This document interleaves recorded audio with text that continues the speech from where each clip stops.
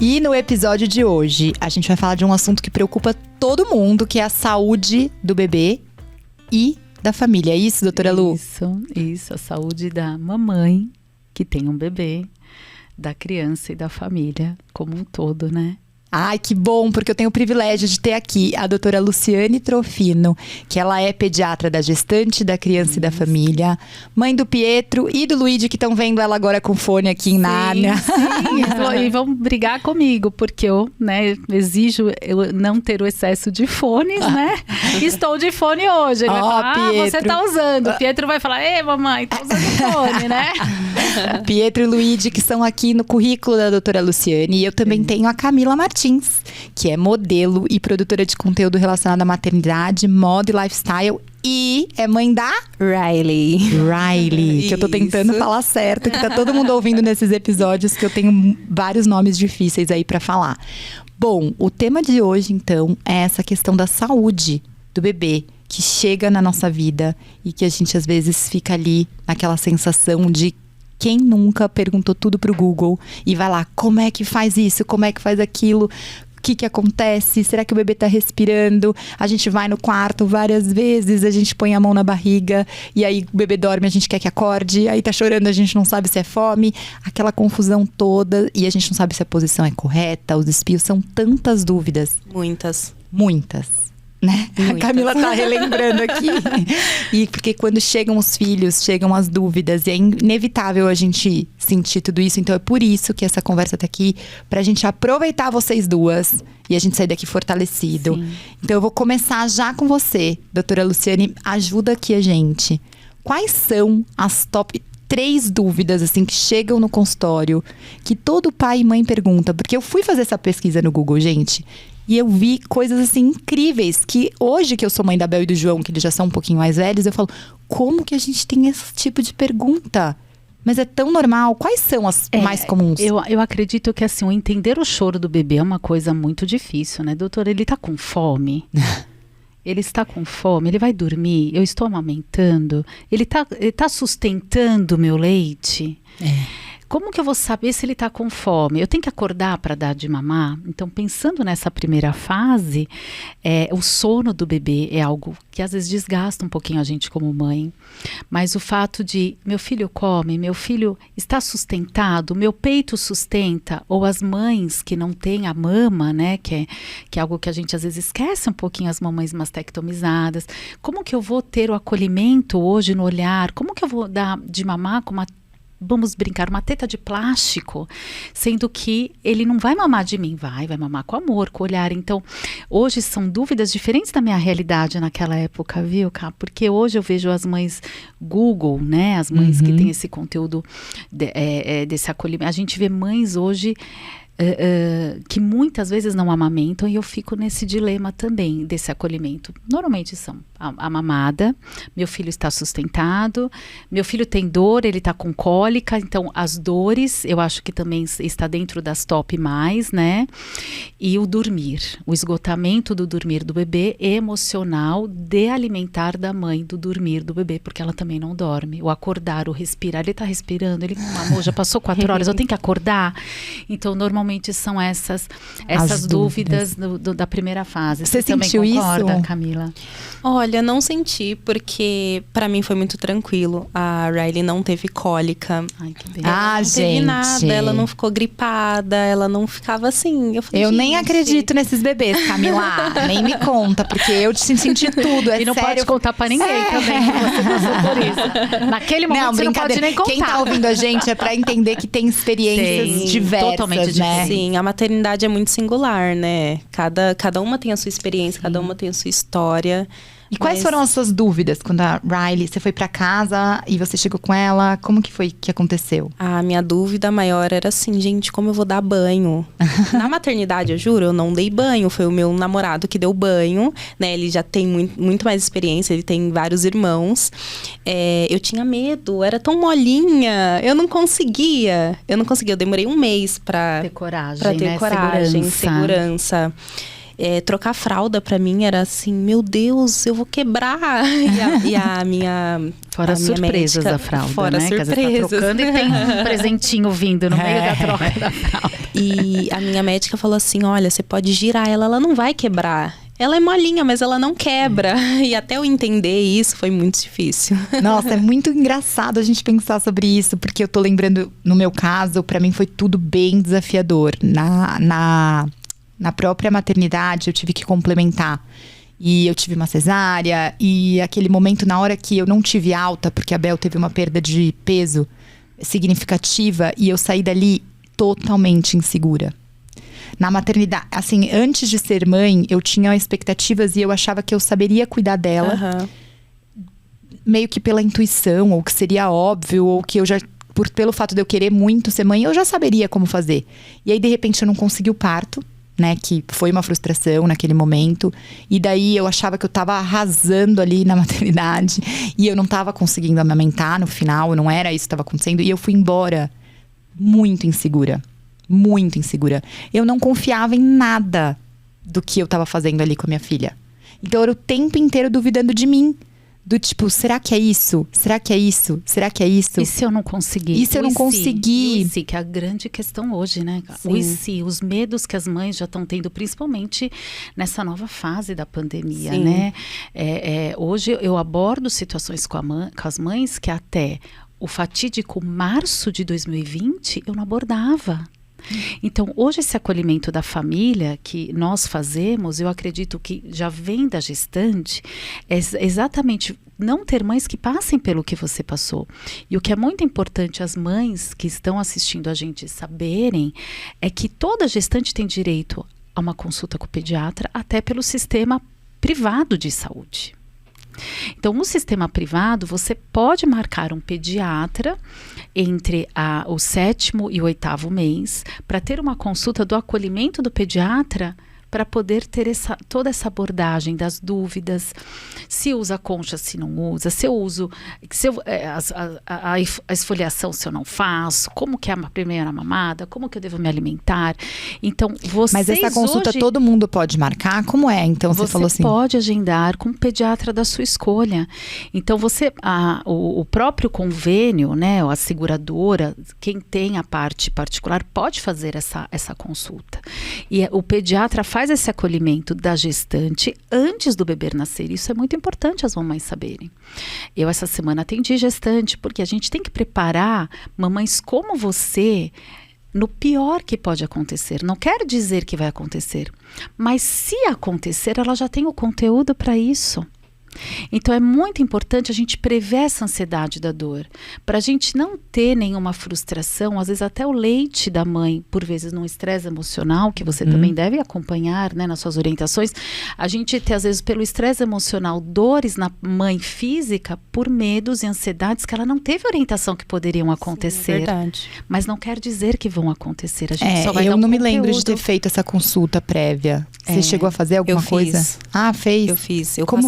Eu passava toda semana no médico, né? Quando vai se aproximando, né? No finalzinho. Do 7º pro 8º, né? Isso, é uma vez por semana. No seu obstetra. Isso. Mas você procurou pode passar algum pediatra? Não, com pediatra não. Eu também não. Então, mas hoje a gente orienta recomenda. isso. A gente mas isso também a gente consegue pessoas que não têm plano de saúde, não têm seguradora. Então, será que elas conseguem essa informação em algum outro? Consegue. Assim, na verdade, as UBSs hoje, elas têm um acolhimento focado nas doenças virais do momento. A gente sabe que a gente teve esse problema todo dessa doença viral, né? Então as UBSs ficaram focadas nisso. Mas nós temos em postos de saúde o médico geral e por vezes até o próprio obstetra do posto pode ajudar a mãe nesse acolhimento. O que eu peço para as mães no sentido da parte social do Sistema Único de Saúde é procurar assistente social para ter orientação.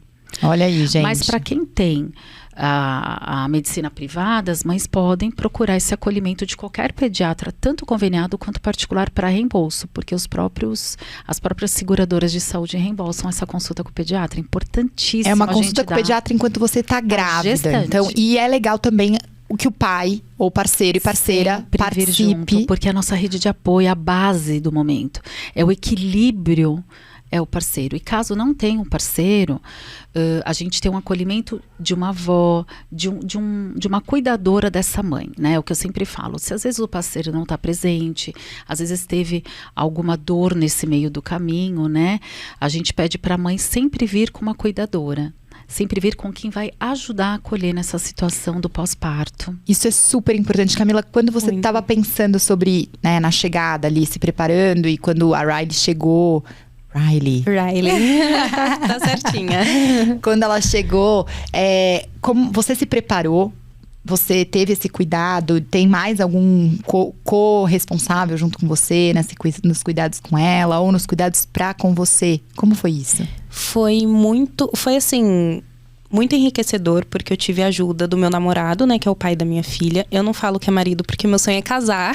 Então, ele é meu namorado e ele foi em todas as consultas.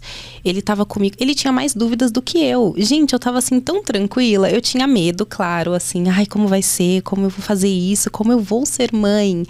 E ele chegava na consulta, ele perguntava tudo, assim, às vezes tinha coisa que eu esquecia, né, porque a grávida, ela fica meio doida, assim, da cabeça, né, meus hormônios estavam malucos, e muita coisa eu esquecia, então ele perguntava tudo, assim. A única coisa que eu senti é que a mulher, ela fica esquecida depois que ela tem filho, né. Eu tive depressão pós-parto, nisso... tive compulsão por comer, engordei 20 quilos.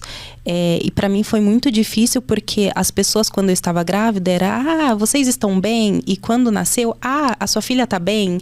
E as pessoas esquecem da mulher. Isso é importante. Foi muito difícil, foi um processo, assim, terrível pra mim. A gente fica invisível no pós-parto. Eu senti também a mesma coisa. Era como se eu tivesse que fazer o bebê sobreviver. Sim. E a minha sobrevivência era quase que... eu acho que as pessoas, quando falavam comigo, elas só perguntavam: o seu leite tá bom? Você tem leite? E era só isso. São as cobranças, né, da rotina do passado no presente, né? Porque a gente tem essa base familiar dos nossos antepassados aí, das bisas, das tataravós, enfim, nós temos essa energia ainda da família, das criações antigas, e são cobranças que eu brinco, as cobranças de vó. Você sabe que esse acolhimento da gestante, nesse momento que ela relatou, é muito importante. Nas consultas eu faço questão de dizer: você vai ter mais uma função, só que agora você não é mais a Camila, você não é mais a Mariana, você não é mais a Lívia, você é a mãe de alguém. Então você perde um pouco da sua identidade do nome e você vai ser chamada de mamãe do Pietro, mamãe do Pietro, mamãe do Luigi. Ai, pra mim o pior é quando falam mãezinha. Não, gente, não dá. E assim, é mãe com M maiúsculo, né, vamos dizer. Então, a preparação da gestante, nesse sentido do acolhimento que ela não teve. Então, ela não foi preparada que ela seria chamada de mãe de alguém, que ela ia perder o nome dela por um tempo. Mas isso é uma conquista individual de cada mãe como persona, que eu falo, né? A gente acolher a mãe e dar essa identidade a cada consulta no pediatra depois. O cuidador, o parceiro ou a cuidadora que ajudar a mãe nessa rede de apoio, ela tem que estar ciente de que a mãe, ela pega um boneco que mexe, eu brinco muito disso, né? Lá no grupo de orientação, ela pegava um boneco para aprender a dar banho, mas agora é um boneco que mexe, que mama, que precisa comer, que eu tenho que trocar, e eu tenho que realizar, sou eu tenho o tempo todo, e ninguém lembra de perguntar: você comeu? Então, quando eu começo as consultas, eu sempre falo: como você tá? Primeiro você. E a pessoa não deve nem saber responder, porque eu me lembro que é uma pergunta que a gente não sabe nem a resposta. Você vai no automático: minha filha tá bem. Mas e você? O que você tá sentindo? Verdade, cara. E aí eu falo: mas você, como tá a sua dieta? Não tô comendo. Eu falei, aí eu olho pro parceira, quem cuidadora. está acompanhando. Como que tá a organização da casa? Né? Lembra quando a gente conversou na consulta de gestante? Eu preciso que você me ajude com as frutas cortadas, eu preciso que você deixe lá meio uns finger foods saudáveis na geladeira. Então, aqui acho que a gente tá ouvindo aqui, gente, são várias dicas preciosas, assim. Total. Preciosas, doutora Lu, se você quiser trazer aqui pra gente organizado. É deixar a geladeira pronta pra essa gestante, porque ela come, ela não pega nem garfo. Ela vai lá pegar a fruta com a mão, um pedaço de melão, um pedaço de melancia. E às vezes só depois da hora que a criança dorme, lá no fim do dia. E eu falo, tem que comer, tem que ter uma regra do comer, porque a criança está sugando, quando amamenta no peito, ela precisa de uma mãe com um aporte calórico ideal. Não adianta nada a mãe dar o peito, e eu falo assim, por mais que, o que eu menos quero é que a mãe tire das suas reservas, né, do corpo dela. E aí na crise de ansiedade, como a Ká teve, ela mesma falou, engordei bastante. Por quê? Porque ela triscava e não necessariamente ela comia saudável. Às vezes ela comia cracas. E a ansiedade. E o mastigar, né? Sono, não dormia. E a gente ajusta tudo isso. Então, o grande desafio para nós, profissionais hoje, de orientação da maternidade, das mães que amamentam mama ou amamentam quem não tem a mama, o leite, né, artificial, a gente acolher essa mãe como um todo no sentir de que ela não tem nome e sobrenome durante um tempo. E que ela não vai deixar de ser ela mesma, porque ela vai continuar sendo ela mesma, a melhor amiga, a melhor filha, a melhor irmã. Ela vai continuar sendo a esposa, a companheira, mas ela vai ser mãe. E todo mundo pode fazer parte dessa rede, né? Acho que quem tá escutando a gente, às vezes você tem uma amiga. E eu vou falar bem a verdade, assim, eu tenho dificuldade, eu não sou aquela amiga que tá sempre em cima, às vezes a gente tá tão isolado mesmo, e a gente esquece de oferecer uma ajuda pra outra pessoa, né, de pegar o bebê, ou de ir pra casa da pessoa e lavar uma louça, ou ajudar pra ela que ela possa dormir, ou que ela possa dar uma volta no quarteirão, que ela possa respirar um pouco, né, como foi pra você isso? Olha, eu não tive rede de apoio, né, foi, como eu falei, eu e meu namorado, nós fazíamos tudo, Logo após que eu tive a minha filha, eu chorava muito. E a médica falou que é normal, né? A mulher, ela fica um pouco mais depressiva. Eu chorava muito. Então, hoje, quando... Eu lido muito com redes sociais. Então, quando eu vejo amigas ou conhecidas ou até seguidoras que têm filhos, eu sempre pergunto, você tá bem? Uhum. Você tá bem? Depois a criança está bem também? Sabe? Porque eu não tive isso. Então, eu tento passar para as pessoas que sim, a maternidade é solitária. Sim. Ela é muito solitária, mas eu tento fazer da forma mais leve possível. Porque eu não tive, então eu quero que as outras pessoas, elas não precisam passar pelo mesmo que eu passei. Sabe? Eu quero que elas se sintam amadas, mulheres se sintam acolhidas. Para mim é muito importante isso. E para você é mais calma ou mais desesperada? Ah, não, 100% desesperada. 100%. Jura? Quais sinais, eu queria saber até de você, doutora Lu, quais sinais a gente tem que estar atento nesse pós-parto em relação à nossa tristeza, ao choro da mãe? Porque o choro do bebê é o que você falou. Às vezes eu lembro que eu ficava angustiada, porque também tem uma pressão de você saber o choro do bebê. Porque a mãe sabe porque o bebê tá chorando. Cara, eu não sei. E aí eu falava, não, eu não sei. Ué, eu sou a mãe dessa criança, eu não sei. Então, tô lascada. Mas a verdade é que a gente vai aprendendo sobre eles, né? E tem que estar muito presente no sentido de escutar as necessidades daquele bebê. Mas, e como a gente faz em relação ao nosso choro que tá entupido? Porque ele parece que ele vem pra fora. Porque a gente, como ela mesma falou, os hormônios ficam à flor da pele, né? E a gente tem uma mudança de um útero que tá... É grande e vai diminuindo aos poucos. Aí tem o sangramento, tem as dores, a dor do mamar, a dor do puxar, a dor de não evacuar, a dor de não ter tempo para urinar, a dor chega uma hora que entra num burnout, entra num estresse emocional muito grande. Por isso que o acolher da rede de apoio, apesar dela não ter, ela teve um parceiro que era extremamente preocupado, né? Isso ajudou ela talvez não ter tanta consequência emocional em tudo isso, né? E um bebê calmo. Mas quando a gente tem um bebê que sente essa energia da gente, a energia do medo, da ansiedade, o bebê é muito para-raio. Então eu sempre falo para a mãe, você tem que ter primeiro calma. A gente tem que montar um quebra-cabeça de 1000 peças em 15 dias. Por vezes em 15 dias.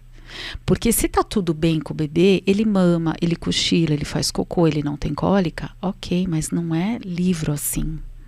A maioria tem uma adaptação à dieta da mãe, tem uma cólica intestinal, ou a maioria, a mãe tem um problema físico que tem a dor do mamar, o bico pode da mama rachar, machucar. Aí o bebê vomita um raiozinho de sangue, meu bebê tá vomitando sangue, não, mas a mama tá ferida. Então todas essas ansiedades da mãe geram burnout. E a grande questão é, até que ponto essa mãe por vezes fala? Às vezes essa mãe, ela não quer dividir a dor, ela engole, porque ela não quer dar trabalho, porque ela já está com tanta coisa para fazer. E por vezes ela pensa assim, caramba, tá todo mundo tão ocupado, tá todo mundo trabalhando, feliz. tá todo mundo, né?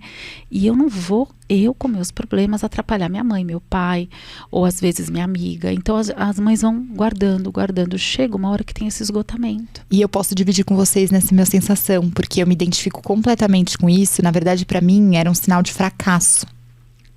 Então, eu me sentia fracassada, não frágil.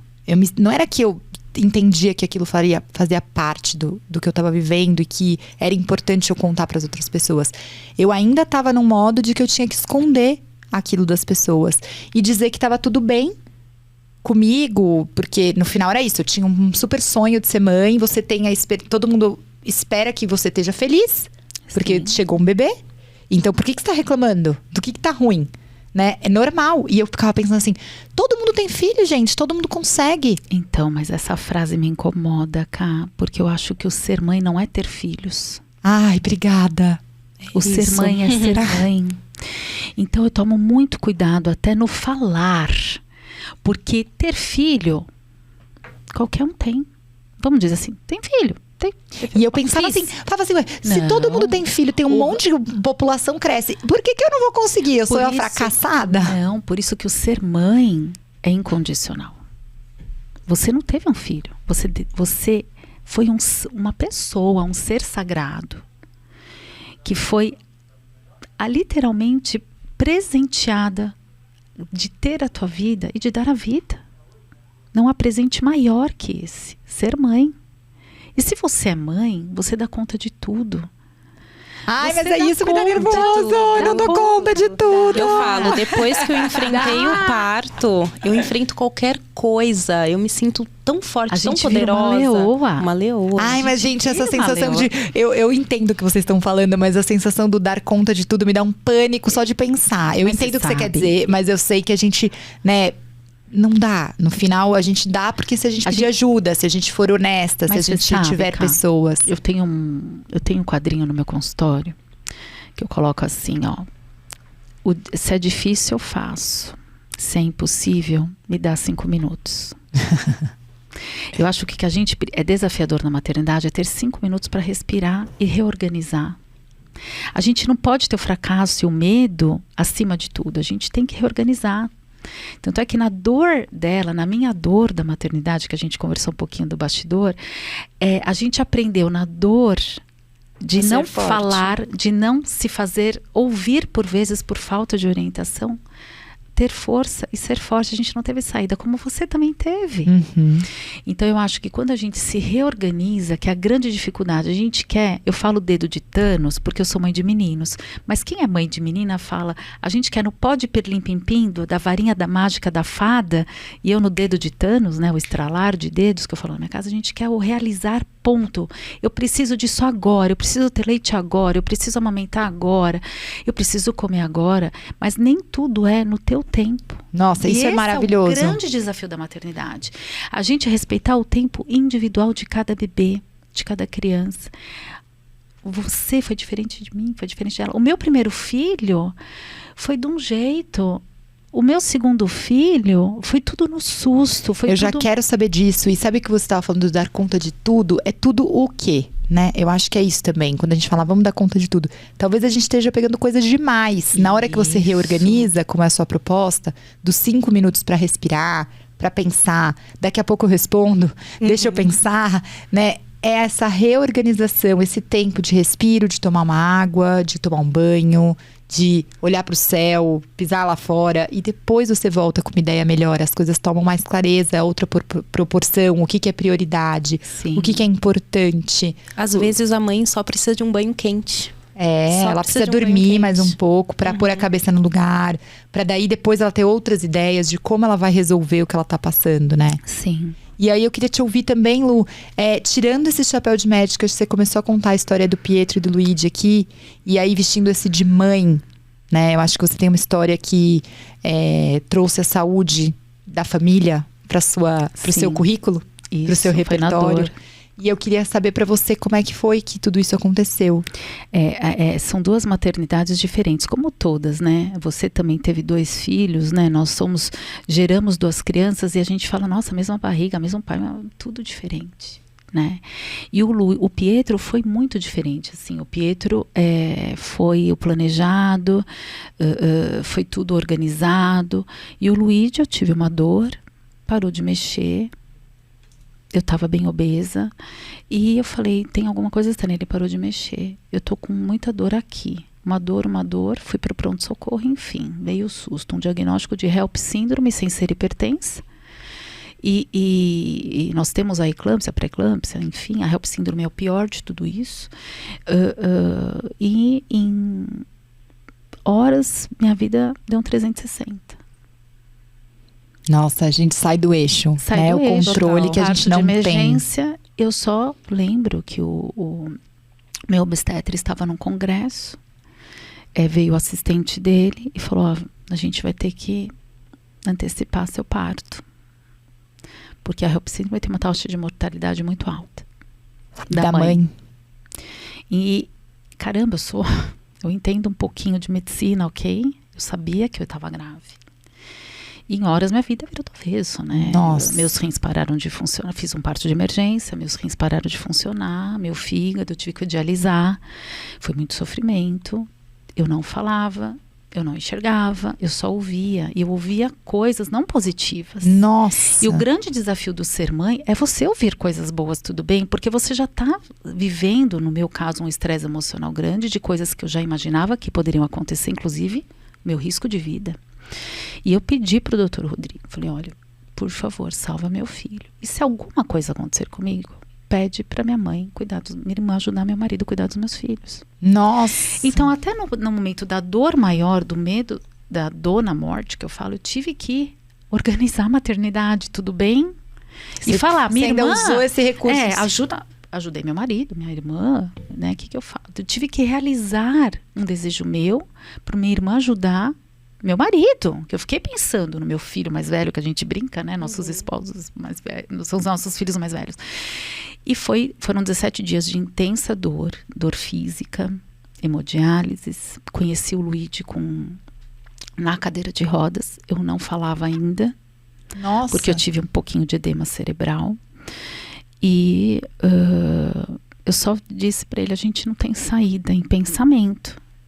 O olhar fala. Gente, eu não estava preparada. Eu tô emocionada. O olhar fala. Eu só olhava para ele e dizia, você não tem saída nem eu. Ouve teu pai. Espera que a mamãe vai melhorar. Meu Deus, gente. E eu só olhava, porque eu não tinha saída, né? Eu e ele ali. Eu não falava. E a equipe toda me conhecia, era de um hospital que eu trabalhava. E eu não tive saída. E eu fui uma mãe de UTI com um filho de UTI, que eu não podia acolher meu filho. Eu tive que orar para as pessoas que estavam com ele lá, para elas terem força, sabedoria, serenidade do cuidar dele, do dar o afeto que eu não podia dar ali, o primeiro colo. Camila, acho que da próxima a gente traz o lenço. E aí vem a segunda dor da mãe. Eu não vou amamentar. A diálise me secou, me ajudou a fazer minha função renal, perfeito, não vou morrer, graças a Deus. Mas eu amamentei meu filho. O meu mais velho, como eu não vou amamentar meu caçula? E a confiança nas pessoas. E aí eu desafiei. Aí foi minha primeira decisão. Fazer o que eu não tive. Uma rede de apoio da dor, do ouvir, da preparação para uma coisa não positiva. E tudo isso veio para mim como desafio. Apesar de ninguém acreditar, eu falei, eu vou amamentar. Não, mas para você amamentar tem que tomar aquele remedinho psicotrópico que pode te dar um efeito colateral. Eu vou amamentar. E eu foquei que eu ia amamentar. E eu falei, fiz um tratamento. Depois que eu tive a alta, fiz um tratamento. O Luigi ficou na UTI, porque ele era muito pituquinho. Ele não tinha nem 1,5 kg. Ele nasceu com quanto? Com 380. 1 kg 380? Bom, venci. Fiz o tratamento, tive um apoio muito de 2 pessoas que moram no meu coração, são assim, exemplos para mim de investir no que ninguém acredita, que é o acolhimento da mãe que quer amamentar. E eu fiz o tratamento e com 55 para 56 dias de vida saiu a primeira gota de leite. Nossa! Eu ficava o dia inteiro com aquela ordenha, tomando os remédios. Quando saiu aquilo, eu tive um estresse. Eu chorei, acho que tudo que eu não chorei, eu chorei naquele dia. Vamos, doutora, vem. Pegou aquela seringa com a gotinha de leite, foi lá, pôs na boca. Corremos pra UTI, né? Pôs lá na boquinha dele. Eu falava, meu filho. Conseguimos. Ai, e aí Deus. foi, pôs na boca, consegui amamentar. Então, o grande desafio é olhar nos olhos e desejar, acolher. Filho, fala, mamãe vai entender. Me ajuda, eu tô aprendendo com você. Nossa, que lindo isso, gente. E foi uma troca de olhar. Foram quase 2 meses de olhar, de entender. E muitas vezes eu falo, não exija demais, apenas respira, olha e acolhe. A resposta veio para mim. Porque ninguém tinha um livro. Se eu fosse por livro, se eu fosse fazer protocolo, eu não ia amamentar, tá tudo bem. Mamadeira. Mas não, eu desafiei. Então, por isso que eu falo, eu pergunto muito para vocês. Você quer amamentar? Você precisa dormir? Vamos organizar o sono? Eu ouço a mãe. E aí, gente, eu queria muito agradecer o que você está trazendo, porque é um confiar também. E confiar nas eterno. pessoas. E no teu filho. E no teu filho. E em você ele mesma. Vai te dizer no olhar. Gente do céu, não estava preparada, você tava? Não tava. Tô aqui chorando. Eu convidei e falei, bom, esse episódio vai ser um episódio leve para falarmos da saúde do bebê. Mas e a aí gente você chega. consegue, porque o amor de mãe é um amor muito maior. A história diz isso. Nossa. Quando a gente pega a conexão de algo maior que está acima da gente, independente de religiões, existem mães maiores. Então, essa mãe maior, que é a nossa grande referência no acolher, na dor, poxa vida, não tem maior exemplo do que a gente olhando nos olhos entende o que um filho quer dizer. E às vezes você fala, acho que ele tá me enrolando. Mas eu vou de uma outra maneira abordar.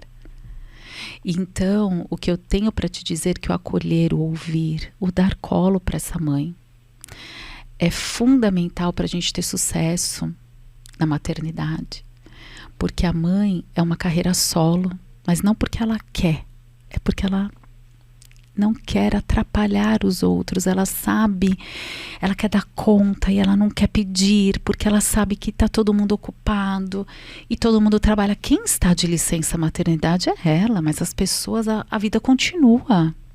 É mesmo? Então, pôr no colo, e eu te digo, eu pergunto para todas as mães, depois que passa essa maré, né, do medo, da ansiedade, tem uma frase que eu sempre falo pro meu filho, cá. Eu passaria 1 milhão de vezes por tudo de novo. Só pra ter você pra mim. Só pra ter você pra mim. E quando a gente pensa assim, a gente realiza. A gente precisa só respirar. Eu falei hoje sobre isso, como a gente pode ver a vida como tarefas, ou a gente pode ver como um investimento no futuro, ou a gente pode entender ela como um privilégio. Um privilégio e uma de missão, Deus. tá junto das pessoas. E como é essa conexão com a Riley? Ai, já vou chorar. Sempre que eu falo dela, eu me emociono. Eu lembro que quando ela nasceu, eu ficava olhando ela amamentando de madrugada, né? E eu chorava. E eu só sabia agradecer a Deus, porque eu queria muito ela. E, ai, tô emocionada. E é um amor inexplicável. Eu não tenho nem palavras. É um amor que... É infinito. É infinito. Gente do céu, então vamos...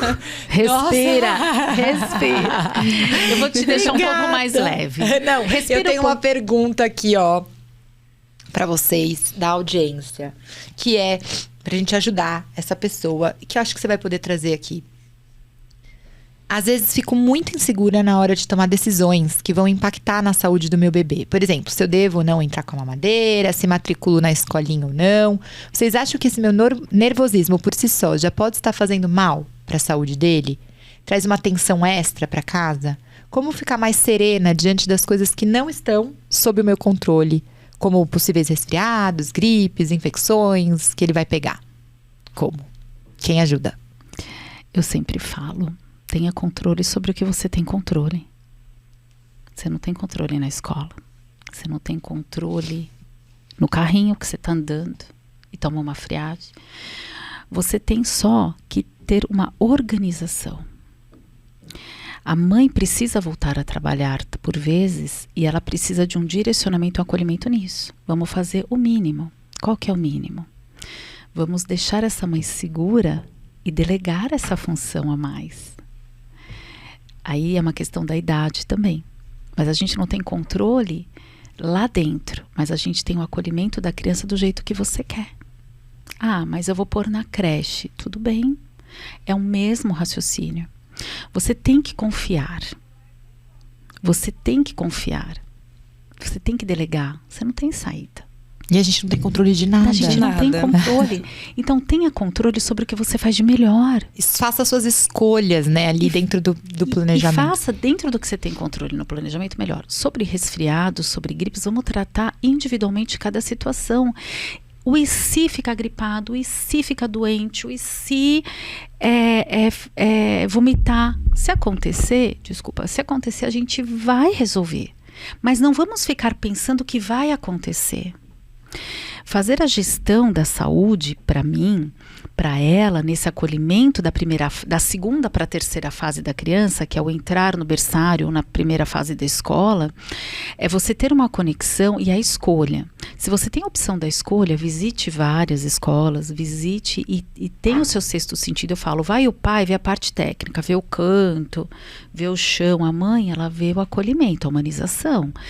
Só que eu tenho que preparar ela para uma coisa que você também sentiu. Aí você vai lá, dá seu bebê, enquanto você vai conhecer a escola, alguém ficou com o seu bebê, né? Com a sua criança. E se o bebê vai e não olha para trás? Meu senhor, essa mãe já começa a sofrer. Ele não me ama mais. Ele foi com a primeira pessoa, a primeira cuidadora da escolinha que chegou. Ele amou a escola. Eu tenho que preparar essa mãe para essa dor. Não é a sua dor de Mas e para você, como que uma pessoa pode ficar mais serena diante dessas coisas que não estão sob o nosso controle? De mãe para mãe, isso nunca passa. Eu sou muito desesperada. Então, parece que as pessoas falam, não, depois quando vai crescendo melhora. Não, gente, quanto mais vai crescendo, são mais preocupações. São outras aflições. Outras aflições. Então, acho que cada fase tem lá suas dificuldades. E, assim, eu sou mãe de primeira viagem, minha primeira filha. Então, tudo pra mim é algo que se torna gigante. É algo que... ela espirrou. Eu já tô, meu Deus, será que eu preciso ir no médico? Fora que você é mãe da pandemia, né? Mãe da pandemia. Então, assim, o medo é muito maior. O medo As mães da pandemia são diferentes. E você sabe de uma coisa? Hoje eu vindo pra cá, eu já tava pensando, né? A aflição. Será que o Marcelo vai lembrar de pegar o Luigi na escola? Uma hora, Vera, dá uma ligadinha. Sabe aquela aflição? Não, mas peraí. Não, tem que confiar, né? Não liga. Vai. Ou seja, a gente tá sempre com esse sentimento, sempre, né? De estar. Não, hoje eu mandei mensagem de manhã cedo. Gente, tem que levar reciclado pra fazer na escola. A Bel já levou a garrafa de água. E a gente tá aqui cuidando também, né? Porque tem esse lugar do confia, delega, entrega. Mas deixa eu dar uma checadinha, né? Mas aí a gente tem que aliviar pro nosso lado. Sim. E acho que é isso também. E a gente ter controle sobre o que a gente tem. E quando a gente tem, a gente não ser firme no controle, a gente ser leve. Porque é algo que eu falo também, a maternidade, quando a gente começa a ver esse lado do ter controle e não ter, ela se torna leve. A gente consegue aproveitar. A gente consegue Porque depois a gente começa a aproveitar o dia. Exato. Porque a gente vê que passa e às vezes vai passando, né? Sim, e que às vezes um problema você não precisa resolver naquele momento, ele vai estar ali. Você vai ter um tempo, respira e depois você resolve. E aí você começa a aproveitar mais as coisas e não fica só pensando naquele problema. E é uma coisa que eu percebo também, assim, que cuidar não é eliminar problema. É olhar pra eles, é estar com eles, é conviver e daí torná-los mais leves, no sentido de que a gente vai estar lá cuidando, né? Sim. Eu tô olhando, tá tudo bem, mas não vai resolver no meu tempo, como vocês trouxeram aqui. Exato. A gente vai cuidar. Você sabe que é uma coisa que eu gosto muito de dizer, eu acho que ela vai concordar comigo também. O sexto sentido da mãe, gente, é uma coisa louca, né? Total. É uma coisa. É que a gente não escuta, tem tanto barulho.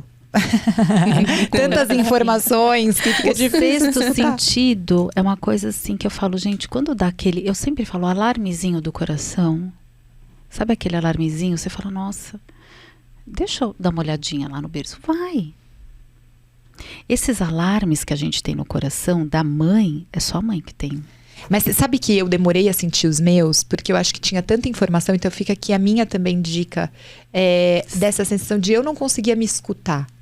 Porque você escuta tanto Essa barulho frase de é fora. importante, eu vou levar pro consultório essa frase. Se É uma fazer desconexão que a gente tem com a gente mesmo, do nosso sentir. Porque você não tá nem conectada com o que você sente. Porque no final é tanto barulho externo que fica difícil escutar a voz do nosso coração. Eu tenho essa sensação. Hoje eu consigo, né? Quando eu silencio, quando eu paro de olhar tanto as redes sociais, quando eu paro de me infoxicar, né? Que tem esse termo aí de ser Adorei. intoxicada de tanta Sim. informação. Então você confiar em um pediatra, você confiar em um médico. Você não precisa ver todas as redes sociais. Porque eu acho que isso é um Isso gera problema. insegurança. Muita, porque vai ter Total. sempre alguém falando um jeito diferente de fazer. E outra, assim, eu brinquei até essa semana sobre isso, sabe? Por exemplo, vai fazer muito frio em São Paulo, né? A gente teve essa situação, vai fazer muito frio em São Paulo. Não vou mandar pra escola, doutora. Por quê? Peraí. Ai de você de me pedir kit viagem, orientação pra viagem pros Estados Unidos no Natal e Ano Novo, que é frio, hein? Lá é frio. Ai de você de querer me viajar pro sul, hein? É. Porque qual é a diferença de ter frio? Então, quem tá no frio não vai pra escola? Pois é. Não vai lá, às vezes, ver neve? Vocês não querem, às vezes, pra Gramado, ver Natal, ver, né, Natal... Gente, vamos ser mãe raiz um pouquinho. Eu gosto de ser mãe raiz, viu? Não tem nada a ver. E é isso, a gente acaba... É tanta informação externa que se intoxica. Aí você começa a ter pensamentos, né? Do medo, né? Do burnout, Sim. que a gente tanto evita ter, nossas mamães, né? A gente evita de ter medo, porque as mães precisam ser mães. Ela não tem que ficar na mídia, ouvindo coisas, pegando coisas não positivas, que não vai... que vai acrescentar? O que vai acrescentar é só ela agasalhar melhor a criança e tá tudo bem. Boa. Eu amei, gente. Eu queria dizer que estamos chegando no final. Volta Eu falei o tempo, pra vocês volta o que é tempo. rápido. Pega a joia do tempo do Thanos. Eu falei, o Daniel que tá aqui com a gente acompanhando, ele sabe, passa Daniel, rápido. pega a joia do tempo lá. De quem era a Vamos joia do gravar tempo? mais um E eu episódio. quero dizer, então, pra terminar, eu tenho uma pergunta que é um quadro que a gente tá fazendo com todo mundo que participando dessa temporada, que é a bolsa do bebê ou a bolsa da maternidade. Quando a gente começa nessa vida de maternidade, paternidade, quem cuida de uma criança, a gente carrega uma bolsa que chega muito pesada. Às vezes tem muita coisa de informação, de medos, culpas, coisas que você carrega na sua bolsa, que começa. E o que você tira da sua bolsa do bebê para trazer para sua vida? Aquilo que você estava carregando, mas sabe quando não serve mais? Aquela dica, aquele conselho, aquela que você fala, isso tira da sua bolsa do bebê. Camila, o que você tira da bolsa? Num todo, esse negócio de internet, redes sociais, não pesquisar tanto. Na real, é você e a sua criança, você vai aprender no dia a dia, né? Se você ouve muito, né? Muita informação externa, você para. Você não faz nada. Então, assim, siga o seu coração. Eu tinha a sensação de que eu não daria conta de nada. Ai, como eu vou fazer isso? E você sabe. No final das contas, você sempre sabe. Boa, então tira todo mundo que você acompanha agora, escolhe quais são os perfis Sim. que você vai acompanhar, Sim. escolhe quem são as pessoas que você vai Pessoas ouvir. reais. Quem são as pessoas que O te positivo. influenciam? Quem são as Positivamente. influenciadoras que você está Sim. acompanhando? Eu acho que isso é fundamental. O tempo que a gente fica na tela também Total. se intoxicando. E o que a gente vai levar na nossa bolsa de Sim. bebê, né? Então sigam pessoas que nos influenciam. E você, o que sai da bolsa do bebê? Medo. É o medo? Tira o medo de dentro da bolsa. Confia. Confia. Como diz o Pietro, #confia, #supera. Boa! Eu amei! Pietro no currículo, Luigi! Deixa eu só dar um adendo da Claro. bolsa. Não se esqueçam dos pais. Não, dos jamais. meninos papais. Eu acho que o acolher o papai, porque a gente esquece dele, viu? A gente só cobra. Faz almoço, ajuda no finger food. E a gente esquece. E essa semana tem um papai chamado Papai Eduardo. Eu falei, hoje eu vou começar com o papai. A mamãe chama Deborah, uma fofa. Mãe de 3.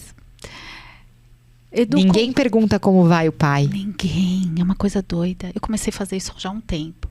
Aí eu falei, pedi, Vera, pega, Edu, o que você quer tomar, papai Edu? Não, vou tomar um café, acho que foi café cappuccino. Como você tá? Poxa, ele fez, até que enfim alguém pergunta como eu estou. Eu fiz assim, nossa, então põe pra fora tudo que tá no seu coração. Meu, essa é maravilhosa. Mas a gente acolher o papai, eu acho importante. A família, também, né? Como você trouxe aqui desde o começo. Então, vou te ensinar o triângulo para finalizar. Sagrado, serenidade, sabedoria. E dá tudo certo. Uau! Eu amei, eu queria agradecer muito vocês duas. Passou muito rápido, aprendi muito, chorei, ri, aprendi, troquei. Amei, foi maravilhoso. Foi maravilhoso, mas é onde eu encontro então você. Cá, como é que a gente te acompanha? Cami, Cá, a gente no falou Instagram, tudo assim. me achará. @CamilaMZ, tô compartilhando a maternidade. Choro nos stories, falo tudo. A maternidade nua e crua, realidade mesmo. E é isso, o Instagram. Com as fotos mais lindas, gente. Vão lá ver a Riley, que você vai ver que coisa mais encantadora. Ela é um amor. Obrigada, Cami. Muito obrigada, eu amei. E, doutora Lu, onde a gente te encontra? Também estou no Instagram, @DRA Lutrofino, doutora Lutrofino. Ai, foi maravilhoso. Eu espero ver o Pietro, o Luigi e a Riley no Com currículo. certeza. Eu amei. Obrigada mais uma vez, gente. Muito obrigada. Obrigada a vocês. Beijo. Beijos.